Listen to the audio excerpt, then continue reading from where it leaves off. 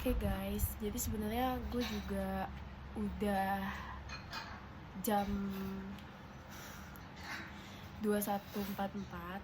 Jadi emang udah mau istirahat. Nah, ini tuh tanggal 24 November dari target gue yang seharusnya selesai di tanggal 30 September. Nah, kayaknya ini mundur hampir sebulan ya untuk menyelesaikan novel ini. Ini sebenarnya ada anunya, tapi bahkan udah sampai seperti ini karena ini kayak novel terlama yang gue baca. Oke, itu nggak penting, pokoknya gue mau ngebahas apa yang gue dapat dari sini. Mungkin nanti juga gue akan naruh postingan di Instagram, tapi mungkin itu udah kayak pakai bahasa yang baku atau gak seru lah intinya. Nah, gue tuh mau yeping di sini. Yang pertama, ini adalah buku yang berhasil dapat tanda tangan Leila S. Chudori langsung. Nah, jadi tuh gue beli yang udah ada tanda tangannya. Nah, terus ternyata gue ada momen ketemu langsung di saat bukan fansign ya, aduh gue K-pop banget nih. Apa sih? Pokoknya book sign. Nah, di sini akhirnya aku kayak, ibu nggak apa-apa tanda tangan di sini lagi aja, nggak apa-apa 2 kali, 3 kali, 100 kali juga nggak apa-apa, ibu coret ini. Nah, intinya Bu Leila itu sangat, aduh ya Allah, punya wibawa banget ya. Dan maksudnya gue sebagai pembaca sangat menghormati beliau. Ini ada BTW ada tulisan tuh dia gitu ya, kalau kalian ya maksudnya sombong dikit. Nah, terus abis itu beliau ini orangnya cukup punya kesabaran. Karena fun fact, penelitian buku ini itu dari tahun 2006 dimulainya, dan di sini kita bisa lihat cetakan pertama itu di tahun 2023. Wah, ya kurang dari 20 tahun ya. Itu benar-benar bikin kita emes dengan apa yang dibawakan oleh Bu Leila S. Chudori sebagai buku yang personal. Ini bagi gue buku yang personal banget. Karena apa? Karena semua jalan, semua alamat itu gue tahu. Kayak why? Kok bisa? Gitu, kayak selama ini gue tuh nganggep diri gue hidup di Jakarta itu kayak, aduh enak ya orang yang punya kampung tuh banyak sejarah. Tapi ternyata dari buku ini tuh gue tahu rumah gue tuh kumpulan sejarah banget. Dan bener-bener sekarang gue bisa ngomong ke orang-orang kayak, kalau misalnya ke Perpus ini ya, ini tuh dulunya PDS HB Jasin guys. Di sini emang koleksi sastra yang koleksi beliau. Terus gue jelasin sejarahnya PDS HB Jasin. Terus gue bisa bilang, ini loh di samping Taman Menteng itu tuh tadinya itu teater, sekarang udah jadi gedung perkantoran. Nah, tapi dulu dia teater dan alam itu nonton bioskop di situ. Kayak oke. Terus gue bisa bilang, alam tuh rumahnya di Percetakan Negara. Tau gak sih Percetakan Negara itu di sini nih, dekat rumah gue banget. Bahkan kayak aduh tinggal lurus doang udah gitu. Terus kayak apa lagi ya, pokoknya banyak banget bahas Cikini, Menteng, terus Percetakan Negara gitu kan. Taman Budi Kemuliaan, gue sekarang juga tahu hal itu. Kayak itu sebenarnya menjadi satu scene yang bikin hati gue tersayat. Karena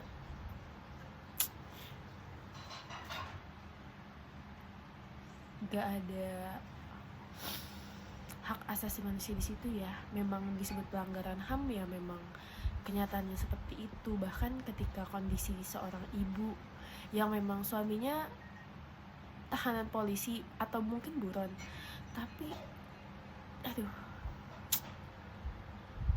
hati gue benar-benar keiris banget perjuangan ibunya Alam menghadapi banyak banget orang-orang dari kepolisian dan tentara juga untuk menginterogasi beliau, dari yang baik sampai yang kasar sampai yang bejat itu ada. Terus dari Alam juga gue tahu dia tuh photographic memory,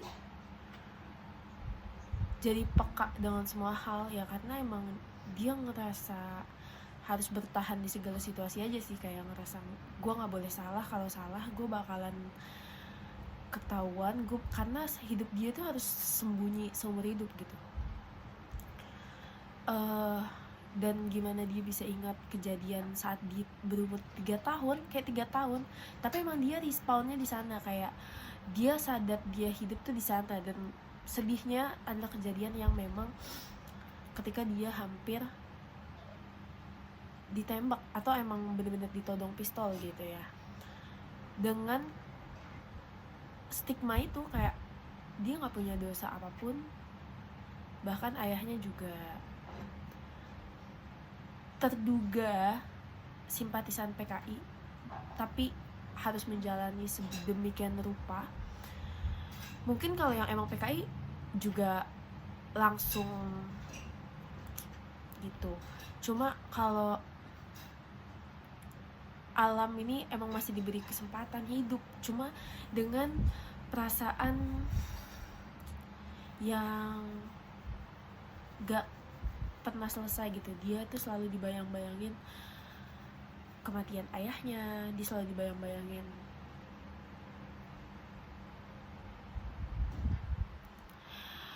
hal yang dia bahkan gak tahu, gak dia pelajarin, tapi cuma sebatas anak dari simpatisan PKI atau just, sebenarnya gue juga nggak mengecilkan hal itu, maksudnya bukan cuma anak tahanan polisi, tapi lebih kepada beban yang dia emban yang nggak seharusnya dia dapatkan di umur segitu. Emang gak adil aja gitu menurut gue ya. Karena ini membahas pengalaman, jadi kita akan bekerja di apa sih namanya,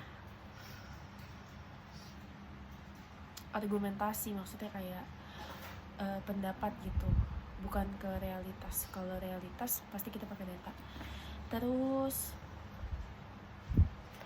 abis itu lanjut, kita coba lihat lagi tentang Alam ke keluarganya. Itu benar-benar jadi sosok pelindung. Mungkin dia juga ngerasa dia cowok sendirian di keluarga itu meskipun bungsu, tapi dia tuh benar-benar apapun yang menyenggol keluarganya dia nggak bakalan diem, karena emang dia dimimpiin terus sama ayahnya. Jadi kayak dia tuh punya apa ya, karena dia nggak pernah merasa dilindungi, jadi dia tuh ngerasa harus melindungi keluarganya gitu, terkhusus dia laki-laki.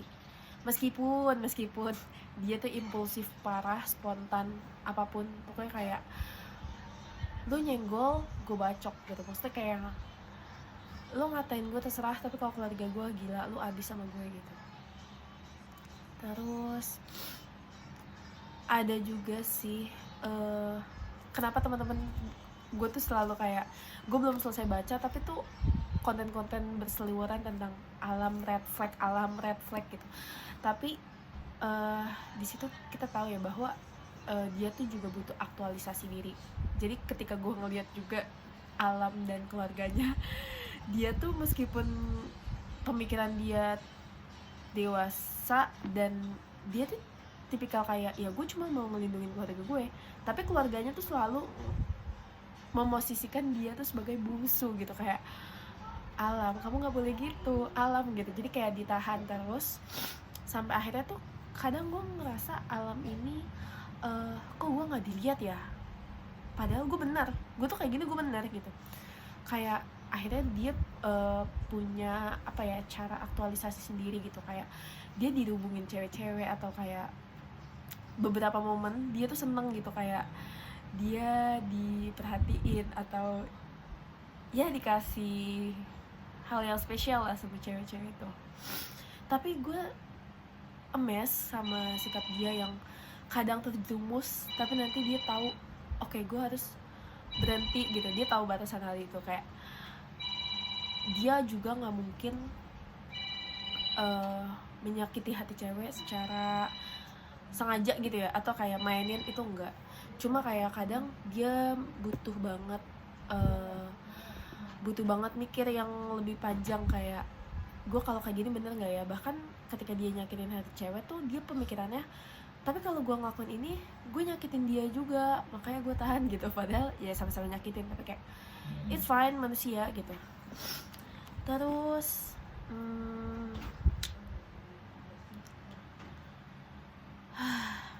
pokoknya tentang bullying, gue tuh selalu sakit hati banget ya sama anak-anak yang emang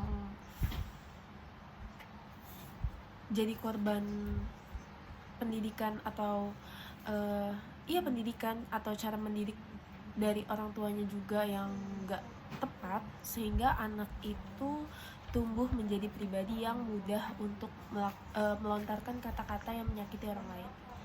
Dan kayak seluruh gengsi anak itu tuh dikabulin, sehingga dia bisa untuk akhirnya ngerasa kalau dia terancam atau kalau sesuatu hal gak dikabulin, gue bisa berontak, gue bisa pokoknya dia punya senjata itu gitu. Gue nggak ngerti lagi caranya Irwan yang memang sepupunya Alam, tapi dia masih bisa ngatain budenya ya istilahnya, kayak janda gatel kayak gitu-gitu. Kayak wow, kalau lu jadi anak mak gue pasti lu dicabein, Irwan. Heran kenapa orang tua lu nggak pernah ngajarin lo itu gitu. Kayak itu sih, nggak tahu ya, namanya juga. Dan di dunia nyata lebih banyak kayak gitu. Oke, gue sedih banget sih di bagian budi kemuliaan, itu paling nyedot perasaan gue. Apalagi gue bacanya tuh di SD waktu itu. Jadi kayak tentang ibunya yang sampai tahan beberapa hari di rumah interogasi. Pokoknya ada rumah yang emang dia tuh isinya para tahanan yang punya indikasi bukan simpatisan, tapi ada hubungannya dengan orang-orang PKI ini. Dan ibunya Alam termasuk. Jadi ibunya Alam tuh ditahan dengan kondisi Alam tuh masih 3 bulan umurnya. Kakaknya itu ada yang TK, kayak bener-bener gak ngerti apa-apa. Satu lagi kakaknya tuh udah sekitar umur 12 tahunan ya, kurang lebih seinget gue. Dan kakak yang paling tua itu disuruh ngebersihin ruangan yang penuh darah, kayak emang bekas penginterogasi yang secara brutal. Dan dia selalu nemuin kayak di setiap cambuknya itu ada potongan daging. Dan ibu Alam yang diceritain saat itu, setiap balik sehabis diinterogasi, bajunya tuh compang-camping. Gue udah tahu ya, kita sebagai orang dewasa sudah menebak kayak apa yang terjadi, tapi kayak hati gue berat banget baca hal itu. Dan apa yang Alam laluin semuanya, wah. Oke, singkatnya gue juga baca hal ini kayak ada romantisnya juga. Tapi ternyata gue baca kisah romantis anak 16 tahun. Kayak lo kemudian Alam, kayak lo udah sesuatu yang ya mungkin karena gue juga orang yang ketimuran, gak tau deh, pokoknya intinya kayak beda aja sih pergaulannya. Dan gue cukup shock dengan umur lo yang 16 tahun tapi lo kayak wow, kayak lu udah kuliah.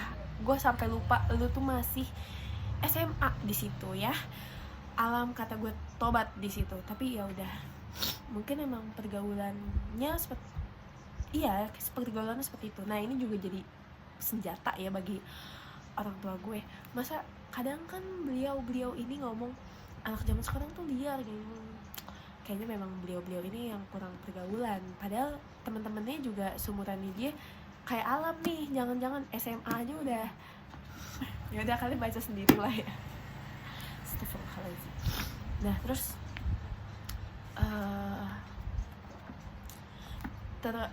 ini spoiler alert bagi kalian yang masih mau baca dengan tenang. Menurut gue stop sampai sini aja, oke? Tapi kalau yang mau tahu ya udah. Jadi di kisah terakhir, bab terakhir, gue udah nyangka kayak aduh lu ada aja bab terakhir, kayaknya endingnya agak nih hati gue nggak nyaman nih. Ya bener aja, pas dia di akhir itu tentang sama Dara Ariana, dan akhirnya ya singkat cerita akhirnya Alam juga nyerah dalam artian ternyata selama bahkan di percintaan dia pun dia akan tetap berjuang dengan latar belakangnya dia gitu. Yang gue paham maksudnya kayak kalau sebagai cewek di posisi Dara Ariana, kayak lu nggak mau berjuang bareng gue, lu sendiri tuh sama aja kayak Orde Baru yang emang langsung ngecap gue sama aja sama keluarga gue segala macam. Tapi bagi Alam tuh bukan perihal personal kayak gitu ya, tapi bagi Alam tuh kayak gue selama ini gak aman, gue selama ini selalu di mode bertahan, gue selama ini selalu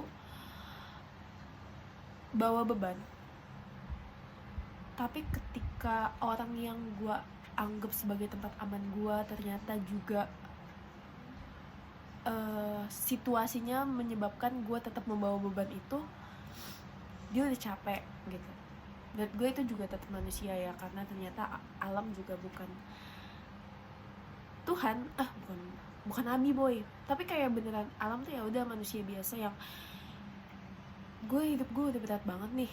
Tolong kalau memang gue punya sosok seseorang yang bikin gue nyaman,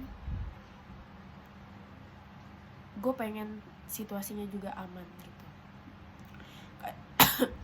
Kayak dia udah terlalu lelah gitu, dirinya tuh udah terlalu lelah untuk harus berjuang. Meskipun kayak mungkin kalian yang membaca Namaku Alam juga kayak mikir ya udah sih lu kan masih SMA juga gitu, kayak nggak apa-apa pacaran aja dulu sama Dara Ariana, nggak perlu kayak mikir sejauh itu, kalian juga belum tentu jodoh segala macam. Enggak, gue tahu banget pemikiran Alam tuh bukan tipikal cowok yang jalanin aja dulu terakhirnya gimana, enggak.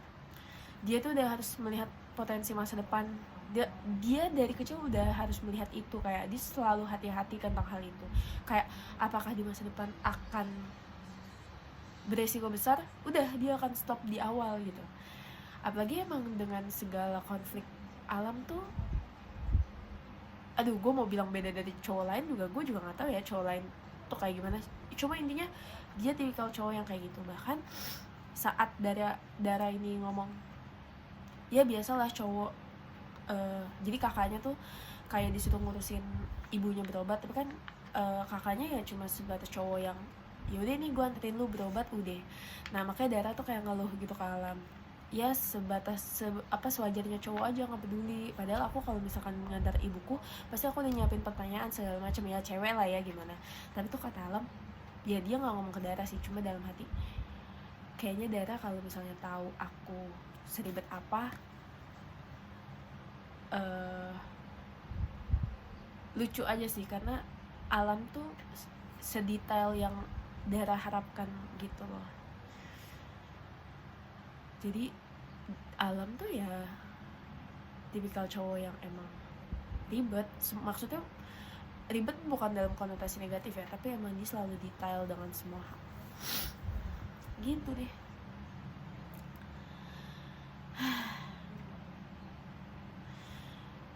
Dari masa mahasiswa baru juga gue udah pernah banget bilang kalau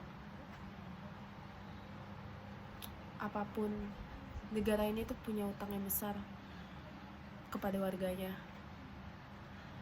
Maksudnya dalam artian orang-orang yang emang gak bersalah dan menjadi korban dari sistem yang salah, itu benar-benar belum dapat keadilan sampai saat ini. Karena kalau memang udah dapat keadilan, pasti ya kalian tau lah, baca sendiri di internet bagaimana aksi Kamisan itu terus berjalan, dan bagaimana presiden saat ini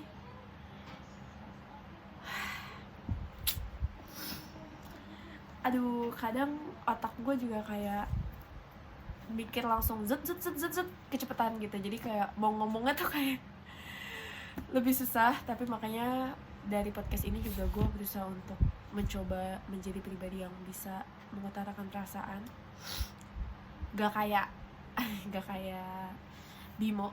Sebenarnya ada juga karakter Bimo yang kayak lebih tenang, apapun dia terima aja. Tapi ya itulah, apa sih intinya dari semua itu. Pokoknya gue ngeliat gimana sistem pendidikan di Putra Nusa juga, apalagi gue di sini calon guru atau memang udah guru. Jadi di sini emang sistem pendidikannya benar-benar demokratis, yang seharusnya demokratis. Jadi ada musyawarah dan setiap pendapat siswanya itu didengar dan tidak ada diskriminasi gitu. Diutamakannya otak sih. Jadi justru kalau yang bodoh tapi nggak dibikin malu juga, cuma kerasa bakalan individu yang kurang itu bakalan berusaha untuk terus belajar. Jadi emang sistem pendidikannya bagus. Dah, seperti itu review jujur dari aku di malam yang langsung malam ini juga diselesaikan. Terus apa ya, bukan sejarah, jadi kayak aku juga seneng banget dengan sejarah. Kayak itu sih, kita tahu hal-hal yang terjadi di zaman dulu. Dan kadang sejarah tuh bagi aku kayak biar gak keulang, atau kalau memang keulang kita udah dapat solusinya apa gitu. Jadi penyelesaian masalahnya bisa lebih baik, lebih cepat, lebih relevan gitu. Cukup sekian, terima kasih.